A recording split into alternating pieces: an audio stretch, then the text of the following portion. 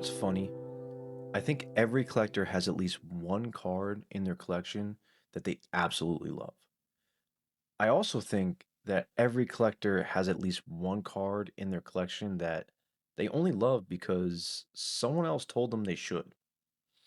And honestly, I don't think that's a Pokemon problem. I think that's a people problem. Because over the last couple weeks, I've been thinking about something. A really simple question, but it's becoming harder and harder to answer. If nobody else wants the card, would you still want it? Seriously, think about that for a second, right?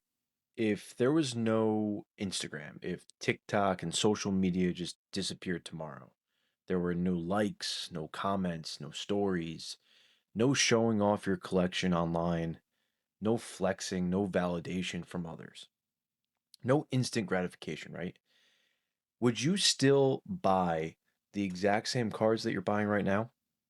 Because I think most collectors immediately want to say yes, and I know I do, but the more I think about it, the less sure I become.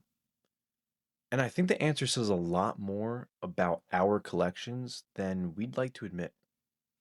All right, before we jump in, if you're listening on Apple Podcasts or Spotify, or you're watching me on YouTube, yeah, there's a video now. If you haven't checked it out, check it out.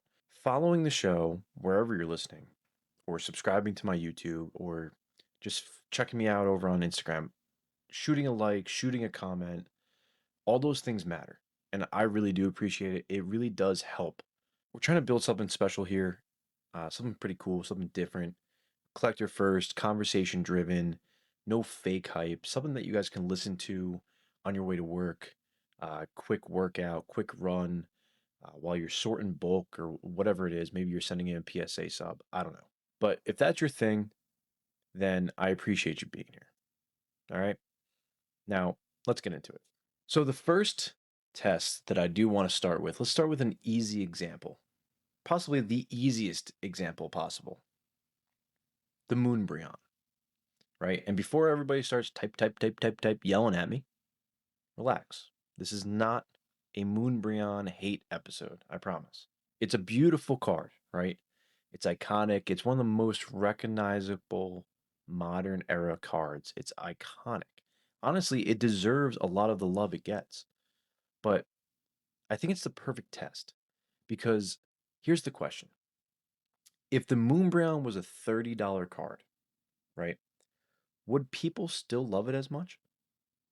Let's just say it's the same artwork, the same Pokemon, the same texture, the same card, the same set. Nothing changes except the value. Would people still chase it as hard as they currently are? Would creators still post about it every day? Would it be the poster child for every online TCG card, mystery pack, slab pack, whatever it is? Or would some of the attention just disappear? And if some of the attention disappears, what exactly disappeared? The card? Or the status attached to the card? I think a lot of us like to believe our opinions are completely our own, but value influences perception, popularity influences perception, attention influences perception. The card didn't change. The conversation around it did. See what I'm saying? Right? Okay. So now let's make this even harder. Maybe a harder test, if you will. Imagine Instagram, YouTube, TikTok, all the social media just disappears tomorrow. Gone. Doesn't exist. No stories, no posts, no likes, no comments, no followers, no flexing, no showing off your latest pickup, nothing, right? But you can still collect. You can still buy cards. You don't need social media to do that. You can still build that dream collection, whether it's cards or sealed product. But nobody gets to see it instantly. Would you collect differently? Would your collection change? Would your goals change? Would your buying habits change? Because I think for a lot of collectors, the answer is yeah, it would. And honestly, it's pretty normal. Social proof works. It works on everybody, me included, you included, everybody. And that's not weakness. It's not. That's being human. That's being a human being. But I think it's important to recognize it because some collectors buy cards because they love them. Some collectors buy cards because other people tell them to love them. And some collectors honestly can't tell the difference, which that's a tough one. But let me paint a picture for you, right?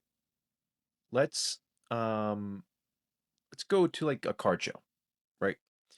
You're walking a card show, but you don't have a want list. You don't have a target. You don't have a specific card or grail that you're hunting. You're just walking the show, looking around, enjoying yourself, and then you notice a crowd.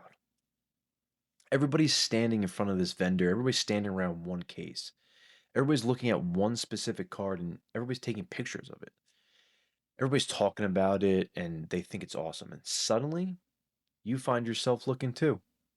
Then maybe you start thinking, huh, maybe I should get one.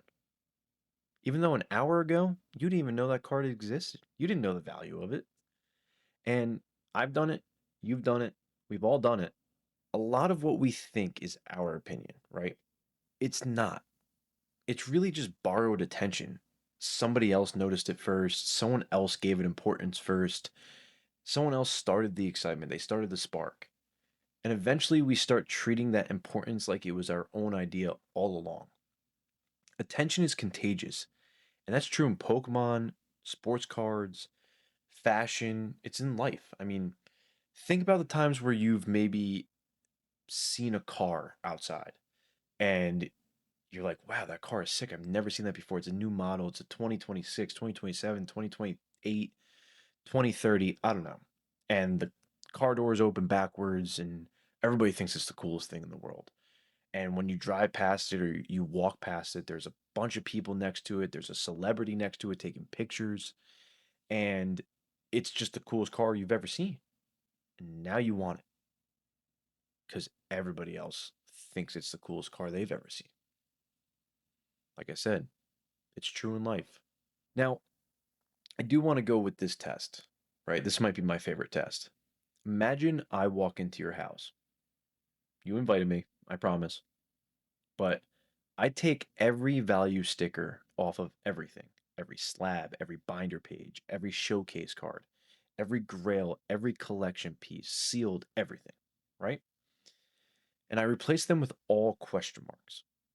No market values, no sold listings, no PSA sales history, no eBay sales history, no price charting, no card ladder, no alt. Nothing. Which cards would still excite you? Which cards would you still be proud of? Which cards would you pull out and show somebody instantly? Because I think those cards tell you who you really are as a collector. Not the expensive ones, not necessarily the rare ones or the rarest, but the meaningful ones. And for me, it's Entei. It's always been Entei. Shocker, right? You couldn't tell by my name. If tomorrow every Entei card, for example, just became worthless, worth $0, I'd still collect Entei. If tomorrow nobody talked about Entei, which nobody really talks about Entei now, but if tomorrow they didn't continue to talk about Entei, I'd still collect Entei. If tomorrow Instagram disappeared completely, TikTok, social media, I'd still collect Entei. Why? Because I don't collect Entei because you or someone else told me to. I collect Entei because I love Entei. The value is secondary, the popularity is secondary, the attention is secondary. The connection comes first. This card, I love this card ever since the beginning, trying to catch it in the Pokemon games, the movie. He's just so stoic. Every collector has an Entei, whether they know it or not. Maybe it is an Entei, maybe it's Gengar, maybe it's Mew, maybe it's Lugia, maybe it's Rayquaza, maybe it's Pikachu. Maybe it's some weird promo that nobody knows anything about. But everybody has something. And those are usually the cards that matter the most. Now, let's talk about passion and validation, right? This is really the whole point of this episode and what it comes down to. Do I like the card or do I just like the reaction the card gets? Because those are not always the same thing. And look, there's nothing wrong with liking popular cards. I own popular cards, I own popular sealed. Most collectors do. There's nothing wrong with posting your collection online either. There's nothing wrong with sharing your excitement. Honestly, that is the most fun part of the hobby, is sharing it with others that also love it. But understanding why you want something is very important. Would you still buy it if nobody else cared? Would you still buy it if the prices dropped and there was no resale value? Would you still buy it if you couldn't post it online to show it off? Now those questions matter. All right. I don't think there's anything wrong with chasing grails. I don't think there's anything wrong with collecting expensive cards. I don't think there's anything wrong with owning popular cards. The question isn't what you collect. The question is why. Why do you collect? Because the strongest collections aren't the most expensive. They aren't the rarest.